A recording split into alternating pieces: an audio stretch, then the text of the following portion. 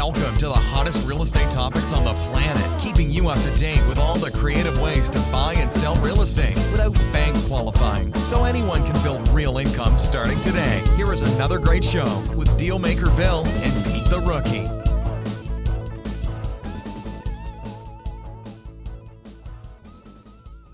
All right, here we are at another episode of Flipping Houses for Rookies. Yay! Good morning to Bill from Florida. Good morning to the world from Florida. Yeah. Bill's planet has shifted. The axis has shifted from Connecticut to Florida. Yep. All right, we're on episode number 278. 278. The name of today's podcast is Never Revealed Before Today. Savvy, Creative Real Estate Deal Structuring. I'll have you know that I really, in case you didn't hear me, really enjoyed writing this podcast. Bill, you've been holding out on us. Never revealed if we've been holding out on us.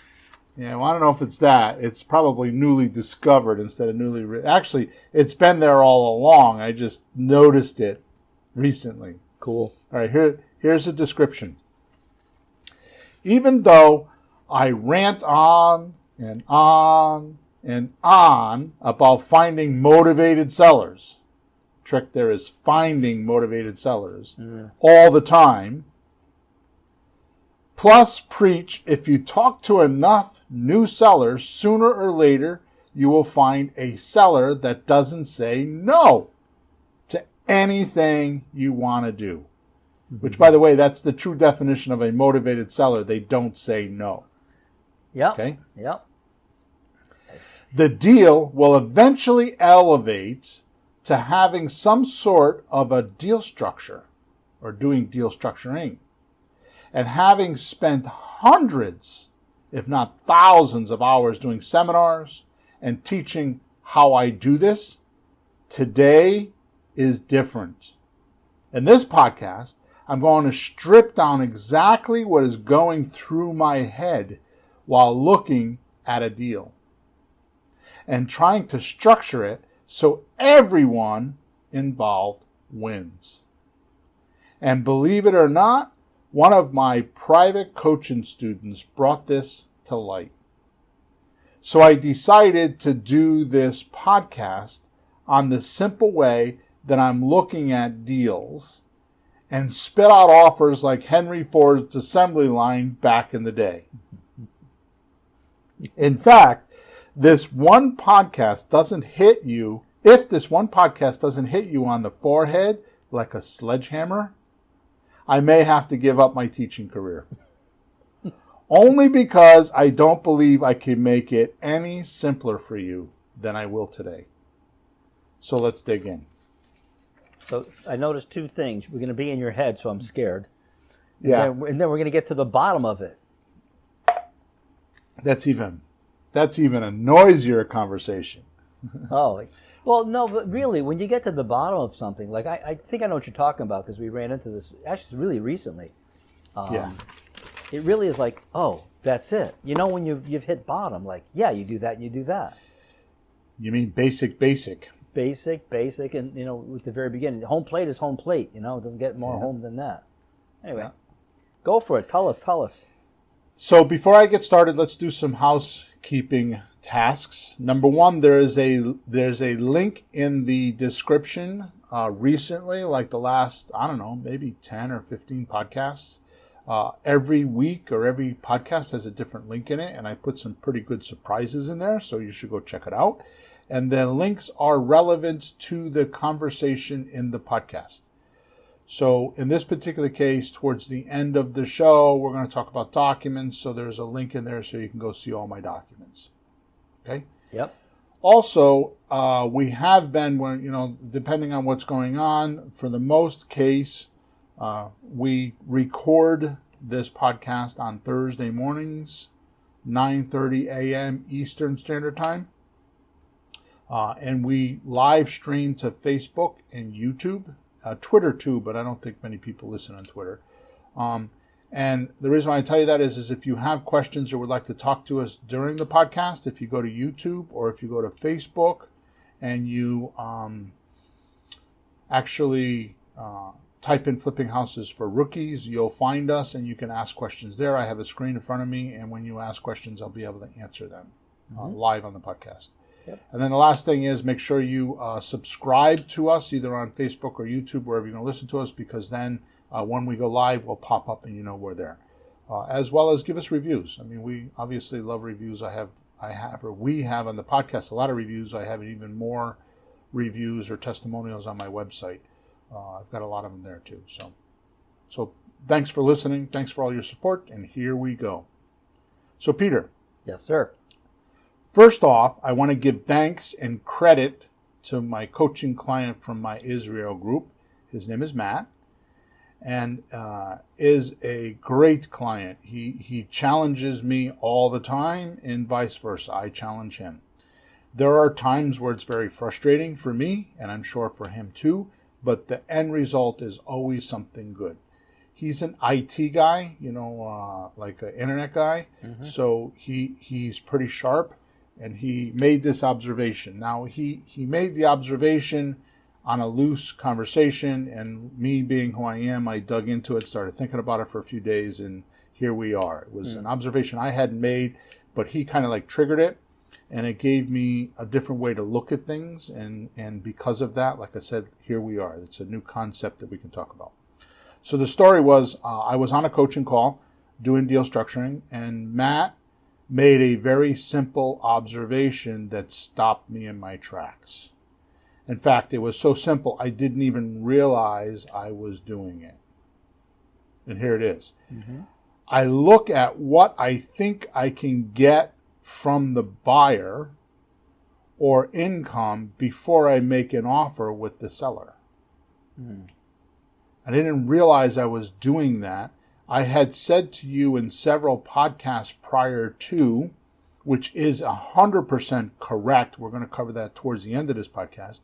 But I had mentioned to you multiple times that when I'm doing deal structuring, I'm looking at the paperwork. Yes. Right? And I kind of wind my way into the signing of the paperwork. What I didn't realize is it was even simpler than that. What I'm looking at is how am I gonna meet the obligations of this deal? Like, how am I gonna sell it? Like the exit strategy. Yeah. Well, it's more than that, and that's what we're going to cover today. So let's just take. Okay. So simply, because you hear people say that you have to know your exit strategy, but you got more than that. It's more detailed. Yeah. Well, exit strategy is a buzzword. So I'm not happy with that because I don't know if people actually know what that means. Yeah. Okay. So simply put, once I think I know how much I can sell for, it's a lot easier to know how much I can pay, right? So if I have the money, it's kind of like Christmas shopping. If you have a budget and you know how much you want to spend with each person, it's a lot easier to shop, right? Sure. Because you have some sort of guidelines, as I call it very often, the velvet ropes. Like in the nightclub late at night, there's velvet ropes out front. And you can only go one way. That's forward or backwards. You can't go left or right. It's kind of hard to get, distracted from getting into the club, right? So, yeah. Sorry, I got this image like at that time of the night. I used to work clubs as a musician. Like at that time of the night, they're too drunk. They need the velvet ropes. Sorry. Yeah, exactly. Just got this image. Go ahead. Totally. So what I'm looking at or thinking about in my mind when I'm doing the deal structuring is how can I sell this deal? Yeah. Right. This is the basic idea. Now, let's go over the formula I use to get my numbers. Yeah. So it's one thing to say, well, how can I sell it? But it's another thing like, okay, there's so many strategies. Which one am I going to use? So, like I said, in deal structuring, it's been backwards. It's been backwards all these podcasts that, and I didn't realize this. It's been backwards. So what I'm saying is let's start with the income first. So this is kind of like, to divert a little bit, this is kind of like And this is what made me click all this together. After Matt said that, I had somebody ask me a question, which is a common question. So what happens is you're talking to a subject to deal owner. Mm-hmm. So you're explaining the subject to deal, which simply means that they're gonna put the deed in your name and the mortgage is going to stay in the seller's name until you can pay it off, right? Mm-hmm. And at first that sounds dangerous, and most people think, oh my God, why would somebody do that? But if you understand the deal structure and you explain it the way we do it, we actually put it into a trust and we own the trust and all that kind of stuff, right? It's actually the safest way in the world of all the strategies we have. It's actually the safest way for the seller, because we can't just walk away from the deal so easily.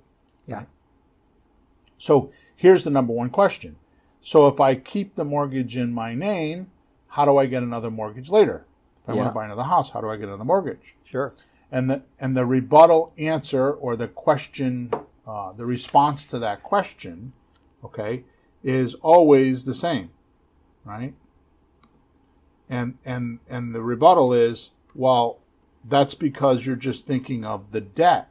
You're not thinking of the income. Sure. So you're just, when you apply for a new mortgage, you're just thinking of the debt to income ratio with the lender. So do you have enough income to support both payments? In other words, the new payment for the new loan and the payment for the old house. And the way you handle that is that we actually provide documents saying that we're making those payments, right? So Sure. what happens is you actually change their balance sheet, their debt to income ratio, because if we're paying $1,500 a month and they have a $1,500 a month mortgage, mm-hmm. on their income statement, they're going to show the $1,500 we're paying the mortgage company directly as income. Right. So it evens out. So it washes out and it doesn't show, right? Sure. So this is what it's like with our entrepreneurs, our real estate entrepreneurs, is it's the same thing, just like the seller. They're constantly thinking about just the debt side. They're not thinking about the income side. Right. And it doesn't balance out. So it's very difficult for people to make deal structures, because they always have that little fear mongerer in the back of their mind saying, oh boy, you shouldn't do that. You're committing yourself to blah, blah, blah. Right? Yeah. How are you going to pay for it? Right. Yeah. And if you start on the other side of the coin, from the income side of the coin, and then reverse your way and reverse engineer it into the deal, it's a whole different ballgame. Okay? Mm-hmm. So no secret here, except I am going to elaborate on this a little bit because I don't think we've done enough of this. The formula is money now, money monthly, money later. Okay? I didn't make that up. I probably got it from Ron LeGrand. He doesn't say money now. He says profit now, or whatever he says. He says it a little different, but it's an interesting concept, mm-hmm. right? So what that means is like money now, right? So we're talking to a seller trying to structure a deal, and we're thinking about money now, money monthly, money later. Mm-hmm. Okay? So money now is usually your buyer's non-refundable option deposit. That's typically 3 to 5% of the price of the house. And we want to get to 3 to 5% because we're eventually going to get them an FHA mortgage. And FHA requires 3 or 3.5%. I always go for 5%. Sure. Then I got enough money in the deal. Yeah, right? You got a little margin there, but. So we want to make sure that the buyer has that money in the till, so when we go get an FHA mortgage later on, we don't have to struggle with getting more money. We're just dealing with whatever issues like credit repair or tax returns or debt to income ratio or all that stuff, right? We don't have to worry about the chunk of dough because they're going to give that to us when they move in. Right, and that's their down payment. Like the bank says how much you're putting down. They already did. Yeah, so we're going to cover this in not next week's show, the week after, in episode 280. Mm-hmm. But the point is that it's very important to know this language. When they move into a lease option, we'll say it's a $200,000. I just sold a house for $230,000. They gave me $12,000. Right. That $12,000 is considered non-refundable option consideration money. In other words, for $12,000, they bought the rights to have, they bought the exclusive rights, so it's just to them, to control this property and live in it for 2 years and give themselves a 2-year period to go get a new loan. Right.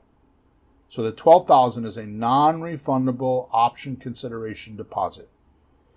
When they go get their new loan and they send me notification saying, hey, we got a new loan and we want to close in 30 days. Mm-hmm. At that point, I'm going to write a purchase and sales contract that's going to say they bought this house for $230,000 and they gave me a $12,000 deposit, so they only owe $218,000. At that exact point that they sign that purchase and sales contract and I sign that purchase and sales contract, the money goes from being a non-refundable non-refundable option consideration to a deposit on the house. That makes a lot of sense because it's not a deposit when they give it to you. It's right. only if they stay in the house and finalize the deal and get the loan. Big difference. Right. Otherwise, you can't. If you said it's a deposit, they would want it back or something. But that makes would change the legal would change the legal aspect of it. So so the point is that the non-refundable option consideration money is non-refundable. Yep. So the only place that they can get that money is to go to a closing and switch it from non-refundable option consideration money to a deposit on the house. Mm-hmm. Now, what we do, and we have talked about this a lot recently, I don't know why, but what I do, when I say we, I mean my staff, what I do is I make them give me, like Sean, who's one of my partners, he's he's 26 years old, he's a big computer guy, you do everything on the computer. So I prefer to not do that, although he does do it, and we take pictures of bank accounts and stuff like that, but I prefer they give me a certified money order. This way here I could take a photocopy of it, and in 2 years from now, when I write that purchase and sales contract, I can provide the bank with evidence at the purchase and sales contract when they gave me the money. It's got the certified check number on there. They can go to the bank, they can look at it. It's very verifiable. And in the bank world, they love that shit. Is it any weird that it's 2 or 3 years old? No. It's okay. Yeah. No. Okay. All right, so money now. Now we know this because we've talked about this like over and over and over again. Mm-hmm. So I'm only covering it because maybe there's a new listener right now. But think of this. Money now. Money now. Money now.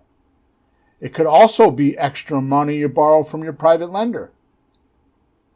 Like, for example, I had that property in Clinton. I paid $115. I borrowed $125. It was worth $275 or $260, $265 or $275. I borrowed $125,000. So that means I had $15,000 extra money in the deal. Mm-hmm. And my ratio was still good. I was still like 41% loan-to-value ratio or something like that. Yeah. I spent some of that money. I spent $5,000 or $6,000 of that money doing cleanup, but I kept $7,000 or $8,000 of money. That's money now. Sure. You can overborrow and keep some. Right. Well, I didn't overborrow.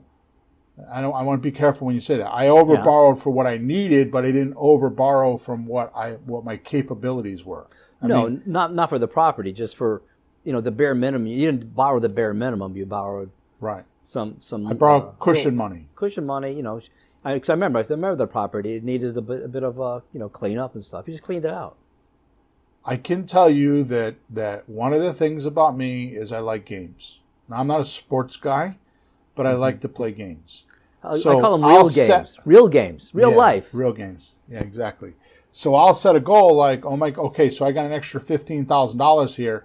How can I be clever about this and keep as much of that money as possible? Yeah. Yet get everything done. Now, I'm not talking about cheaping out, like not doing things. I'm just talking about being clever. Sure. Right? Like using a different dumpster company and saving $300 or hiring 2 crews instead of 1 crew. To do the job faster? That's a big thing, yes. If you hire one guy, he does step 1 and then does step 2 because he's only got so many guys working for him. Yeah. But you can hire 2 or 3 guys and they all can do the work in 3 days instead of 3 weeks. Right? Now you have less holding costs. Do you do inside guys and outside guys? Sometimes. Yeah. Well, definitely, yeah. Yeah. Especially when it comes to paint and stuff like that. So that's another way, money now. How about this one? We talk about it, but never at money now, right? So how about this one? You get 3 months worth of rent free from your seller. Mm. And then you put a buyer in there in 3 weeks and you get an extra 2 months worth of rent. Yeah. So you tell the seller you're not paying the rent for 2-3 months, and the buyer shows up and pays the rent, and you get to keep it. Right. Well, if you put somebody in there 3 weeks, then you've used up, it took you 3 weeks, you've already used up one of the rents that were for free. So you got 2 more rents left. You could prorate it, but I don't. Right? So you got 2 months worth of rent. So if the rent is, like my property I just sold last week was $1,770. So that's what? $3,500 or $3,600 worth of free money. Mm-hmm. That's money now. Mm-hmm. So if they're going to give me $10,000 down, plus I get 2 months worth of rents, that's $13,000 or $14,000. That's money now. Sure is. So when I'm talking to the seller, when do I get that money? When do I get the money now? How do I get the money now? By negotiating with the seller. Mm. And telling them I don't want to make the first 3 months worth. So like, for example, we're in November now, right? November 2021, right? We're negotiating with the seller and I know I want to get a little extra money from money now because I'm thinking about how I'm going to sell. I say to the seller, okay, look, we're going to close on December 1st, but I'm not going to make a payment until, I'm not going to make December 1st. I'm not going to make January 1st or February 1st. The first payment I'm going to make is March 1st. Right? And you negotiate that point. And the way that I do that is well, first of all, when they got their mortgage originally, right? Yeah. They didn't have to pay until 30 or 45 days later, right? Mm-hmm. They had 30 to 45 days because the way the banking laws are is they can't pay they can't charge you interest unless you use the money first. Right. They can't charge it in advance, so you have to live in the house for the 30, 31 days. Well, it's not even live in the house. You have to use the money for 30 days or 45 days before they can charge interest. Yeah. So they'll be like, yeah, that's correct. Well, that's catching up to you now because that 30 days that you had, so the mortgage is always behind. See, rents are before, mortgages are behind. Mm-hmm. Right? So get that. So if you get the rent from your seller, the rent from your buyer, and you don't have to pay your seller, that's a profit center. Yeah. Because you get the rent from the seller deduction, right? Mm. And then you pick up the money from your buyer. And it's a month ahead then. Right. Cool. So that gap is a profit center. Well, that helps you from pulling money out of your pocket to pay things too. Right. It gives you a chance to sell, and that's the reason why we put it there. So it becomes a challenge. Okay, so I've got 3 months worth of free rent. How quick can I put somebody in here, and how much money can I make? And do you? I know you've done it, but I don't remember exactly how you get away with it because most people say I don't want to pay for 3 months. Like no way. Do you just tell them that it might take that long to find the buyer? Right. So the only reason why I would do that, and this is not what this podcast is about, but the only reason why I would do that is so the first month they're going to pay automatically anyways because it's 30 days behind. So we're going to get 1 month already just by default. Yeah. And then what I'll say to them is, well, because this is a big one. This is big. Because I'm paying all the closing costs, I need to recoup some of that money, so I need some time to be able to go find someone. Mm. So give me a couple extra months because, you're saving $15,000 in closing costs, so I just want you to make the next 2 mortgage payments, and it'll make up for that. Oh, that's a good one. Or you could just say, I'm nervous about it because blah, blah, blah. Or I'm paying too much money, so I'm nervous about finding a buyer, so blah, blah, blah. Right? Mm. Okay, so that's money now. We're spending too much time on that. Money monthly, right? Money monthly is usually the difference between the buyer's monthly payment and your expenses. Mm-hmm. Okay? That's normally what we mean by cash flow or money monthly. Okay? But it could also be, which I do a lot of recently, it also could be down payment assistance money. Mm. Like, for example, Sean just sold a property, and it's a $260,000 property. And she put down 10 grand, which is not enough. Yeah. And she's got a 2-year lease, and she promised to pay the other 10 grand over 2 years. So right now we have a $700 or $680 a month positive cash flow between the mortgage and what we're paying and what we're collecting. Mm-hmm. So what I did is I created a down payment assistance program, meaning simply that we divided the 10 grand by 24 months, and it came out to be $416. So that's down payment assistance money. That's our profit. Mm. So we get $416 a month on top of the $700. So now all of a sudden it's $1,100 or $1,200 deal per month for 24 months. That's nice. Right? So that's what we mean by monthly. Right? The other way you can get monthly money is a lot of times we'll get properties where you can rent out a garage. Like you just break out the garage spaces. Mm. Right? Or you can rent out a basement for storage, or an attic, like an attic over a garage for storage spaces. Yep. Right? To somebody else, or add additional money to the buyer. Mm-hmm. Right? These are all money monthly. So when you're buying the property, you have to take these things in consideration. Right? Sure. Then you have money later. Money later is often your equity or profit when the deal cashes out or gets paid off from your buyer. Mm-hmm. Right? So it's like I paid $230,000, right? I'm sorry, I paid $200,000. I sold for $230,000. When they go cash you out, you're going to get your $230,000 minus the deposit money. So you're going to get $218,000. So your later money would be the $18,000, right? Yeah. Did I go too fast? A little bit. If you don't know it. Well, because you paid $200,000 for the house. You sold it for $230,000, so you think, oh, I got $30,000 profit. Well, kind of, yes, but you already got $12,000 in advance.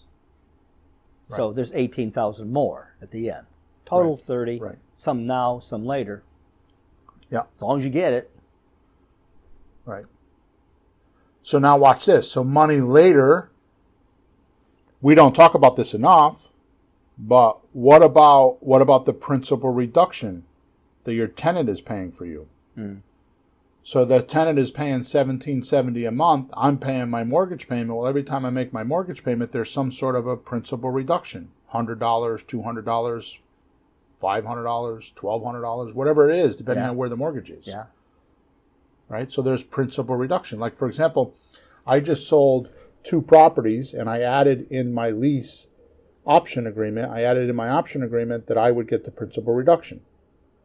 One property, I was in it for 3 years.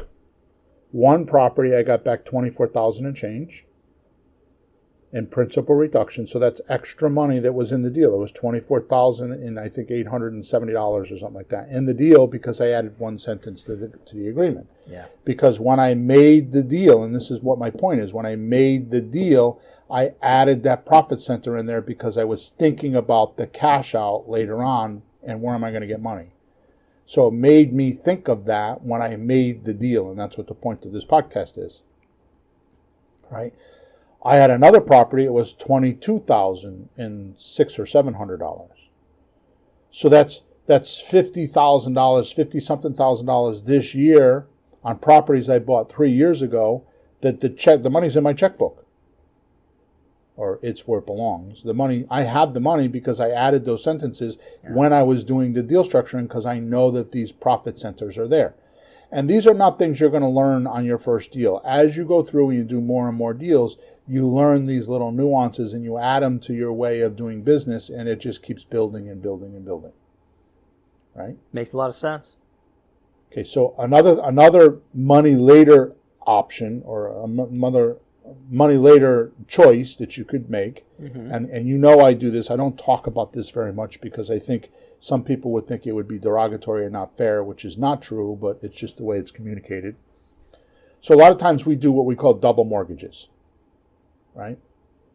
So what that means is you have a subject to property that, let's say it's worth 200, they owe 120, and you pay 140. Mm-hmm. So you take over the mortgage payment of the 120, right? And then you owe them 20 grand. Right. So the way I would do that is I wouldn't give them the 20 grand. I would tell them that I'll write a note for the 20 grand, no payments, no interest. In other words, they get paid when I get paid. When I get the 20 grand, they get the 20 grand. Yeah. When you sell So the house. when my buyer performs and gets a new loan, that's when they get the money. Mm-hmm. However, I have found probably 60 or 70% of those people, actually a bigger number than that, I think. I've never really done an actual analysis. It's just a guess. But a vast majority of those people, you get a year or two down the road, and you can call that seller up and say, hey, that $20,000 note, I have $5,000 in cash. Would you be willing to take that money by Friday and give me a lien release? And a bird in the hand is better than two in the bush, is the saying. Yeah. Right. So a lot of times they'll say yes. Yeah, 'cause that's the only money they're getting from the deal now, because you're paying the mortgage off, and the only thing they're getting is that $20,000, which they're waiting and waiting, right? Right. So, well, it's surprise money for them. So they'll think in their head, oh, well, I could pay off Christmas, or I could go on vacation, or I could pay off this, blah, blah, blah, right? So, or they may not say that I'll take $5,000. Well, how much will you take, right? Well, I'll take $10,000. Well, I can do $7,500. You negotiate. Yeah.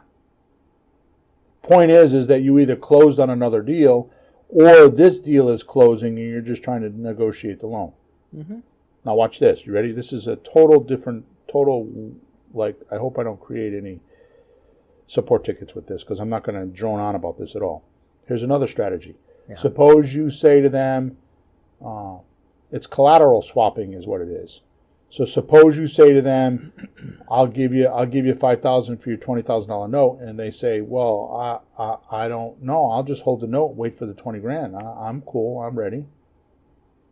Right? And you got the house sold, right? Yeah.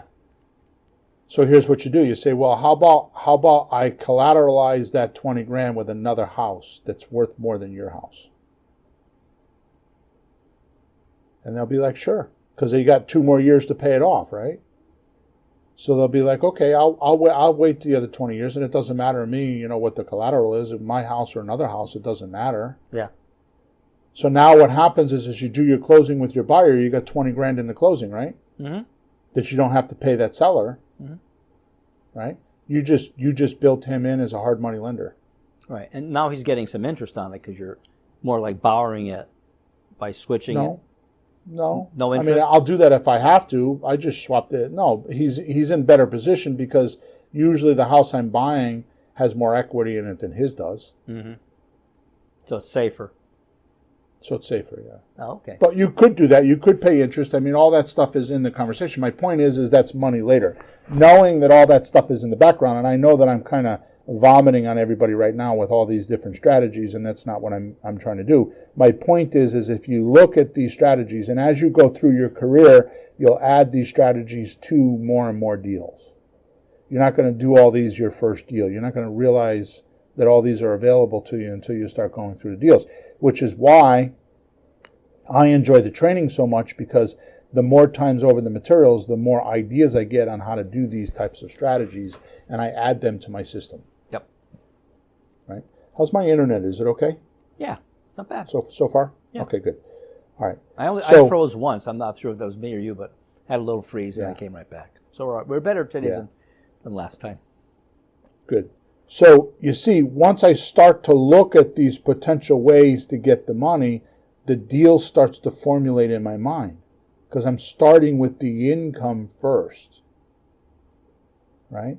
So many students of mine have trouble with what deal structure do I use. And if you can't do that because it's kind of like an open-ended question. Sure. Like what kind of food should I eat? Well, there's so many variables. Yeah. Unless you break it down to, well, I'm in the mood for meat. Okay, what kind of meat? Steak, beef or pork, Mm-hmm. You see what I mean? It narrows it down. Well, I actually feel like having beef. Okay, what kind of beef? You kind of narrow it down. You see what I'm saying? So it's like, oh, well, do you want ground beef? You want a nice steak? You want a little less nice of a steak? Do you want ribs? There's only so many pieces of a cow that you're going to eat, right? So it narrows it down. This is what it's like with me when I'm making deals. It's like I'm narrowing down the way that I'm going to sell the property. Okay, so let's move on. Here is the magic. And how, from today forward, we can take any novice real estate investor and turn them into a pro practically overnight. Okay? When we're talking to sellers from an acquisition manager's position, in other words, the buyer for the company, the person that buys the properties for the company, okay? You have to use these 4 numbers to make every deal. If you don't use these 4 numbers, you're not doing deal structuring. Sure. You're winging it. You're guessing. Okay? So here they are. Number 1, you have to negotiate the best price the seller is willing to give you or willing to accept. Yeah. So the best price. It doesn't mean the lowest price. It means the best price. Okay? No, I actually had a question on that because I was looking at some of our scripts. And I've seen sometimes, what's the least you would take?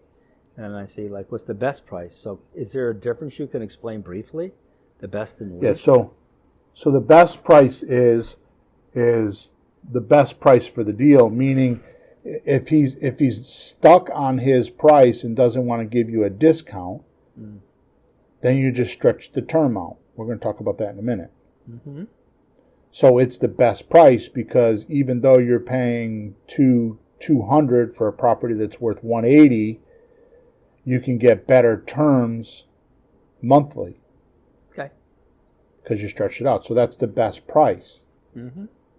Where if it's a cheaper number, then yeah, that's good, but now you got to give something back. It's a give and take world. If he gives you something, you got to give something back, right? Yeah. So the first thing we do is we negotiate the best price the seller's willing to accept. Right? If they're willing to take monthly payments, what's the lowest payment they'll accept each month? That's number 2. Number 3, if they're willing to take payments, how long will they wait to get paid off? Yeah. Right? This is the term or the time you can pay monthly before paying the seller off. Right? And then number 4, does he feel like he doesn't know you? And this is risky enough doing this deal that he should get skin in the game. How many times we hear that from you, the buyer, called a deposit. Yeah. So if you haven't done a good job of building confidence and making them feel like you're going to pay, or that it's kind of like a scammy deal because of the way you're presenting it, they're going to want what they call skin in the game. They want to make sure you have something at risk so you're not going to walk away. It's a ball and chain effect. Yeah. Right? Like, aha, I got you in my cave behind the bars and I'm going to feed you dinner, lunch, and breakfast every day. So you got to do what I tell you to do, which is pay me every month. Right? Which, by the way, this often comes from acquisition managers who ask or beg for deals. Instead of saying, this is how we normally do it. Right? And saying it with confidence. See, I don't ask my sellers what they're willing to do. I ask them what they're willing to do when I'm doing the discovery stage, but when I'm making the offer, I don't ask them what to do. I say, this is how we normally do it. And I say, bam. Do you see the difference? So once I do the discovery, I'm going to ask my questions in discovery so I can get a picture of how I can sell this property. So the discovery stage is really a vision of how I could sell this property. And when I sell this property, I'm gonna give my seller everything they need from my buyer. So the buyer is going to produce what they need. And that could be a rehab retail deal, that could be a wholesale deal, it could be a lease option deal, it could be any one of those. But at the end of the day, my buyer is going to pay for and take responsibility for the obligations that I'm making today with my seller. So the way I'm getting this is what you get in discovery, you know what you can do and what you should do, and you shouldn't budge from that, so you present it that way. Well, you can budge from it, but you have to be matter of fact. See, in fact, when I researched this lack of confidence and conviction thing, right, here's what I found. The acquisition manager themselves would not do the deal that they're proposing. No. So there's a hidden disagreement in the proposal. And there's back off. They're not saying it with conviction. Yeah, it's hard to ask somebody to do something you're not willing to do yourself and really believe it. That's hard. Right. So that's the biggest reason why I have students that don't have this conviction. Like, here's what I'm going to do. I'm going to pay you $230,000, but I'm not going to make the mortgage payments. I'm not going to pay you I'm not going to pay you your first month's rent until March of 2022. Yeah. I don't say, would you be willing to wait till March of 2022? It's, here's the offer. I'll pay you the $230,000, which is $10,000 more than I want to pay. Only if you're willing to, or only if you're going to let me make a payment on March 1st. Yeah. I'll make my first payment on March 1st. It's not forceful, but it's very stern. Yeah, I think I know what you're talking about personally, because when I started, and I think I see it in some of the other coaching students that we work with and I talk to, you can see some of their conversations. You get this feeling like they're hearing what the seller wants to do, and us rookie type people are going, gee, how can I do what he wants me to do? And that's not the way it works. I remember sitting in a house with you, and the guy was pitching really good, like he wanted this, he wanted that. And we're thinking, gee, how can we do that? And we both looked at each other and like, no, here's what we do.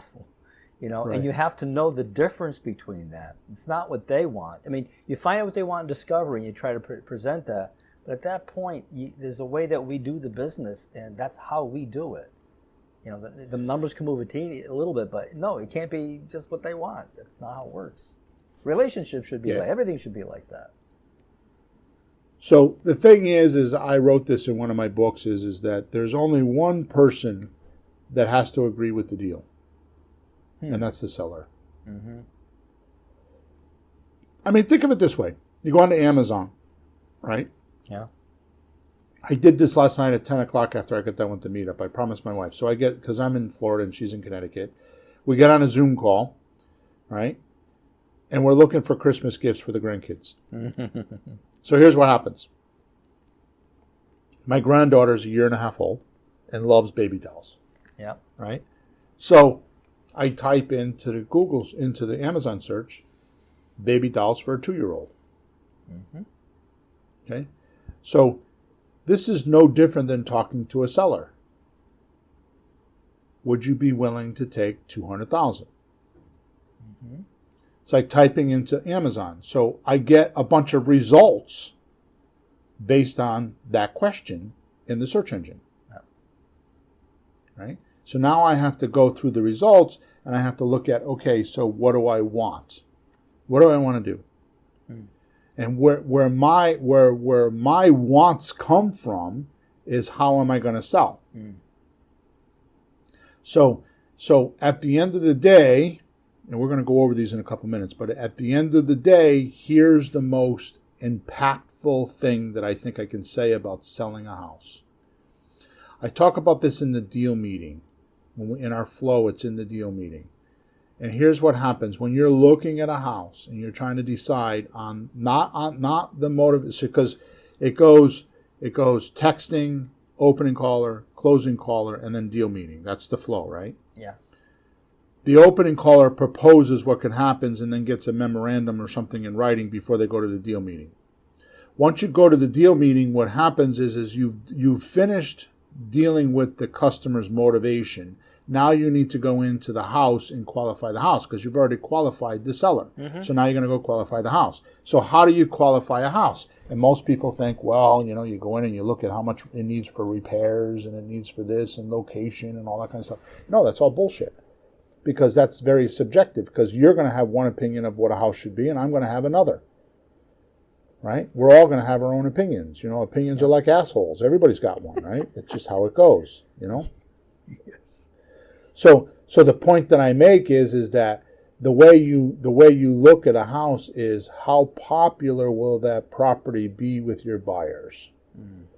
How many buyers do you think you could attract to this property? And it reduces or gets thwarted by dysfunction, like a 5,000 square foot house with one bedroom. Yeah. Or the neighborhood is like in the ghetto. So that thwarts how popular this will be with buyers, right? I like that you use the word popular, because it really says it. It's just popular. Right. So the more popular it is, the more. So in other words, and I'm going to talk about this in a minute. So it's like if I have to pay $20,000 for a deposit on a $200,000 house, how popular? How many people am I going to find? How many buyers am I going to find? They got 20,000 plus, so I can make some money too. Right. So I stop it in the tracks with the seller by saying, no, we're not giving you 20,000. And here's the reason why. One of my profit centers is the difference between what I have to pay you for a deposit and what I can get for a deposit from my buyer. And I'm not going to find somebody with 20 grand down. So we're not doing that. Yeah. Right? But I know that in the transaction. So when he originates that communication, I want 20 grand, I go right back at it and say, no, can do. Here's the reason why. Because I know what my seller is willing to do now. Now I have to look at, will the buyer be willing to do that? How many buyers can I find that are willing to do that? Is it popular or not popular? Am I looking for a needle in a haystack, or am I going to have a house that, like I just sold, I put on Facebook Marketplace, and in 7 days I had over 300 responses, and I had 12.5 applications. That's a popular house, right? Instead of 6 months ago, Sean and I sold a 2-bedroom in Windsor, and we had in a 7-day period we had 75 people, and we had 2 applications or 3 applications. It wasn't a popular house. It was a 2-bedroom house. Yeah. That's that big a difference from 2-bed to 3-bed, huh? Yeah. All right, so let me give you some examples, okay? So before we scoot out here. So actually, let me back up. So in the fact-finding section, the discovery stage, once I feel the seller has revealed his or her true emotions, which is the motivation, their emotions, driving this deal, I then start to envision a strategy that would solve and fund all of the seller's needs and wants. So I need to discover what are their needs and wants, what are their go buttons, and then how popular is it for me to go find a buyer to obligate to those solutions. I'm a matchmaker, right? I know what the seller's problems are. Now I need to go see how many buyers would be willing to do that, to help this seller. How many buyers would be willing to only do a 1-year lease? Not enough. How many buyers would be willing to pay, $20,000 for a down payment? Not enough. Nope. How many buyers would want to come into this 2-bedroom house in the ghetto? Not enough. Right? So that's how I look at the deals. I have bounced them off. So let me give you an example. An example would be my seller is insisting on getting $2,500 a month for moving money. Yeah. Right? But is willing to let the mortgage stay in his name until I can pay him off. So in my mind, it drifts to a subject to deal because he's willing to leave the mortgage in his name. Sure. Right? Where can I get a minimum of $5,000 to $7,000 from my buyer? Is that possible? Right? Is it a $60,000 house and I'm looking for 10% down, or is it a $200,000 house where I'm actually looking for, $5,000 to $7,000, and normally I'm going to ask 5%, which is 10 grand. Yep. right? So it's like I got a pretty good shot at getting $5,000 to $7,000 because I'm going to ask 10 grand, and the likelihood I'm going to get it is pretty high because it's 5% down, right? So that means that giving the seller $2,500 out of that 5 to 7 or 10 grand is very doable. It's not going to be an unpopular move. No, if right? he really or an unpopular decision. If he really needs that to leave the house, to do the deal, to make the rest of the money you're going to make, is totally worth it. Right. Because you got to look at the big picture: the money now, the money later, the money monthly. Right. Looking at all that, and that's one of the things I learned from you. It's not just, well, I'm only getting $5,000. Do I want to give him $25,000? No, you're not getting $5,000. You're getting $5,000, then money monthly, and the money later. Look at the entire deal, all the money, and then do the math. Then see if it's worth it. A little bit of patience, you'll make some money. Right. So in this particular case, not only am I going to be able to get the $5,000 or $7,000 from my buyer, but am I going to be able to convince my buyer to pay the monthly mortgage payment? So if the monthly mortgage payment is correct, then I can do that. And then I also want to make sure that my buyer is going to take responsibility or obtain the repairs and maintenance. Right. That's another thing, right? So if I'm looking at a house and it needs a new furnace and needs $6,000, is my buyer going to want to absorb that? Where's that money coming from? Right? Or it needs a new roof, right? Because there's a tarp on the roof. So I start thinking to myself, okay, so a new roof is $9 grand. Where does that money come from? Is my buyer going to be, so it changes my strategy. So maybe I don't do a lease option deal here. Maybe I do a rehab retail, so it changes my offer now. Yep. Because of the $9,000. Where am I going to get the $9,000? Right? Even if you're going to go get private money and do a rehab retail, at the end of the day, your buyer is going to cash everybody out. Sure. Your buyer is going to pay your rehab cost. Your buyer is going to pay your private money lender. Your buyer is going to pay the interest you paid your private lender. Your buyer is going to pay all your closing costs. They're going to pay everything. They're going to cash you out. Yeah. So you have to look at how popular is this house in this strategy with my buyer. Right? Sure. You know what I think one of the best things you're doing with all this? I'm sure anybody, especially in the beginning of this kind of a business, is going to worry, if I buy this, can I sell it? Right. It's one thing to buy it, but if you're nervous about selling it, how are you going to buy it? You can't perform yourself.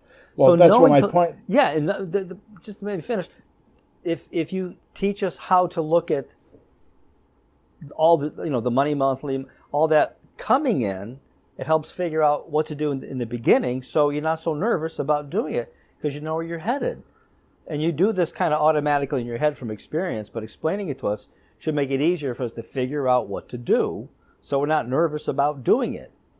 So it fits the exit, and how are you going to sell it? Right. So if I had to go buy a brand new car today, and my dad said, "I'm going to give you 10 grand to go buy a new car," and I've got $3,000 in my savings account, I know I could spend $13,000. So now when I go to the car dealership, I know I have $13,000 already. Yeah. And I start negotiating based on that $13,000. So I'm going to buy a car that's worth $23,000. Do I want to pay $200 a month for that extra 10 grand for the next 5 years? Yeah. Or do I want to buy a car that's $10,000 and keep my $3 grand? You see, so the mindset of how you're going to purchase is a reverse engineer of how you're going to purchase that property, because you already know where the money's coming from. Yeah.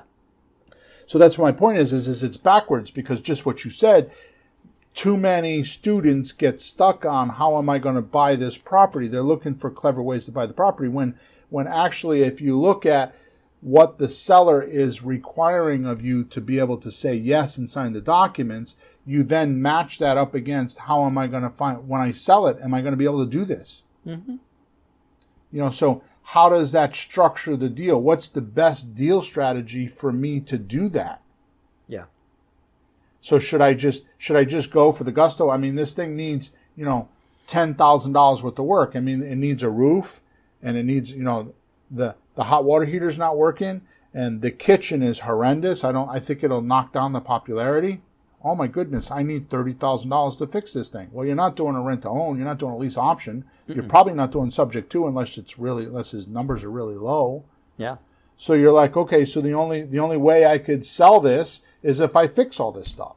Yeah. All right, so now your offer reflects that. You do the rehab retail. You do the Mayo formula. ARV, after renovated value, times 70% minus repairs. And it just kind of shoehorns you into how to make the offer because you know where you got to get the money from. The only way you're going to get this thing paid off is if you fix the roof, if you fix the kitchen, and you fix the furnace. Otherwise, you're not going to, the popularity of this house when you go to sell it is going to be horrible.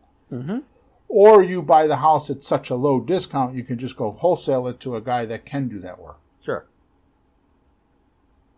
But you got to look at where's the money coming from.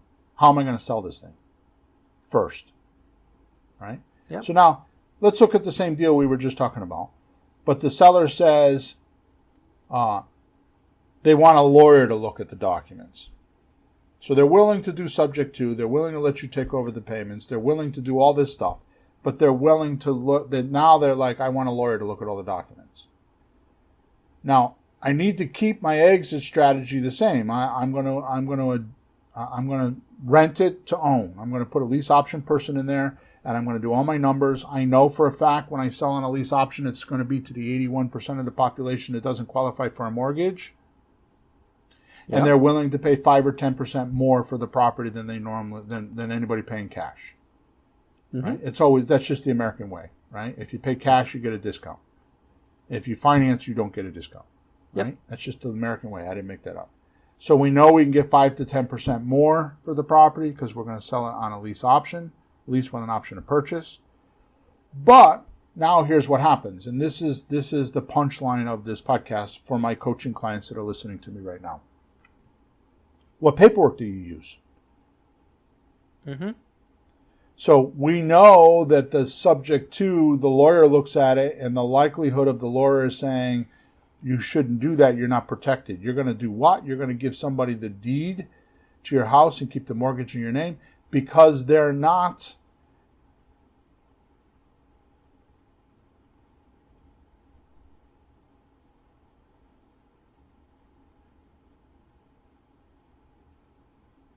Okay, did I come back? I hear you now. Okay, good. Now you're moving. Okay, good. Okay, good. Yeah, Yeah, I saw the little thing up there. First time I've ever seen it is the internet line there for some reason popped up. So you can hear me? Yep, we're good. Okay, good. So here's what happens. So your lawyer is going to say, oh, you're going to put the deed in somebody else's name and the mortgage is still in your name. At face value, it sounds like a risky deal. That he wouldn't do, right? Personally, he wouldn't do it. Right, exactly right. So the point that I'm making here is that if you actually understood property trust, which 99% of all attorneys do not understand them, they don't know what a property trust is, and I have to educate them all the time, right? So a property trust is just taking ownership of the deed. That's all it's doing in a trust format. Yep. So you have to switch the paperwork now. So instead of doing a subject to deal, you could still do the same transaction, but instead do something like a wraparound mortgage. What that means is you're gonna take the money that you owe the seller and the money they owe the bank, and you're gonna put them in the same document and make payments. Yeah, that's like the example when the mortgage might be $120 you owe, and they wanted $20,000 more. So there's the mortgage at $120 plus $20 that the equity should go to the seller. So now it's $140, and you make two mortgages out of those two separate things. I mean, one mortgage out of the two. Yeah, you make one mortgage out of the two mortgages. So you're gonna combine the $120 and the $140. I mean the $120 and the $20,000, and have a note with the seller for $140. Now it looks like it's owner financed, and the lawyer will accept that because just the way they are. Yeah. So my point is that when I know what my exit strategy is, I can not only, and I know how I'm going to sell, I can not only know how to make the offers, but then I start looking at how the paperwork is done. Cool. I'm back now, right? Yeah. Okay. All right. So if you're wondering how I know which documents to use, like I said, I put in the chat a link so you can go check out my documents. You got to pay for them, but you got to go look at them, right? And if you go to the link in the description, it will take you to them and it'll show you where they are, right? Mm-hmm. So did this help at all, Peter, or is it too profound? No, I think the thing that helped most, there's a lot of examples in there, but the thing is, when the new person, rookie, whoever, is looking at some of their first deals and wondering if they should buy it, well, you have to sort out how you would sell it. If you can see that, then you're not going to be so nervous. And you have to know that when you do the rent-to-own lease options, a lot of people, it was 300 that you got. It was too many for you. You didn't like it. It was too many. Yeah, I won't but do that a lot again. of people do. Yeah. Well, the way you advertise it, you pulled in some extra riffraff.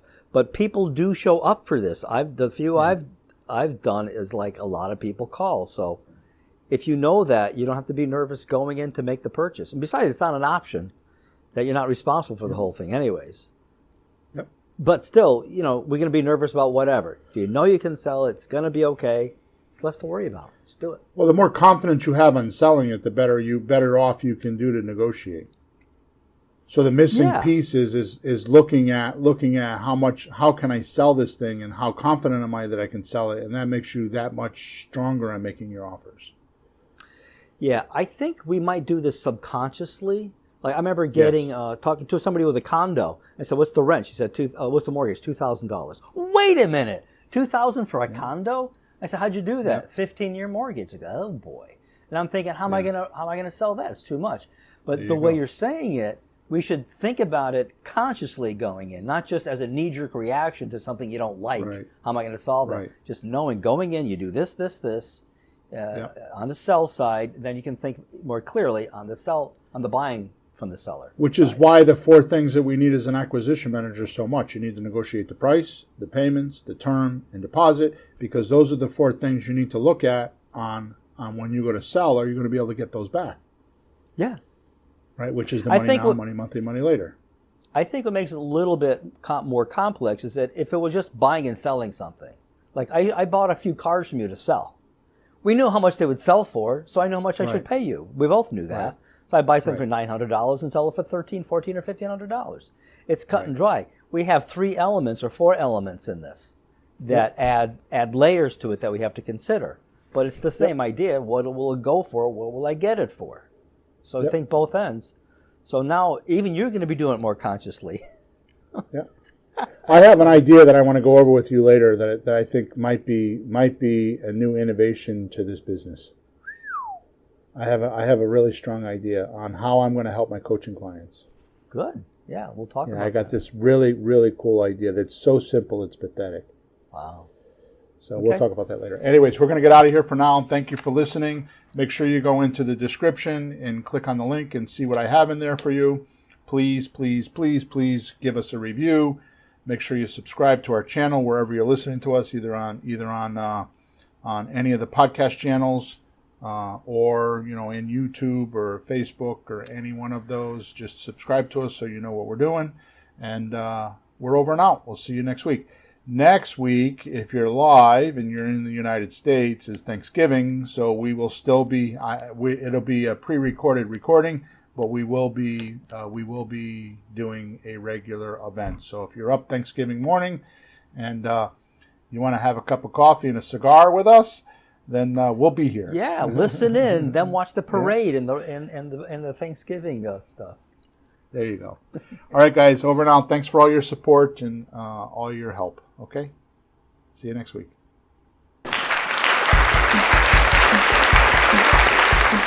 Thanks for tuning in to the hottest real estate topics on the planet with Bill and Pete. If you want to continue learning how to buy and sell real estate without money or credit, head over to flippinghouses.club for some cutting-edge real estate wealth tools. Or contact us at info@flippinghouses.club.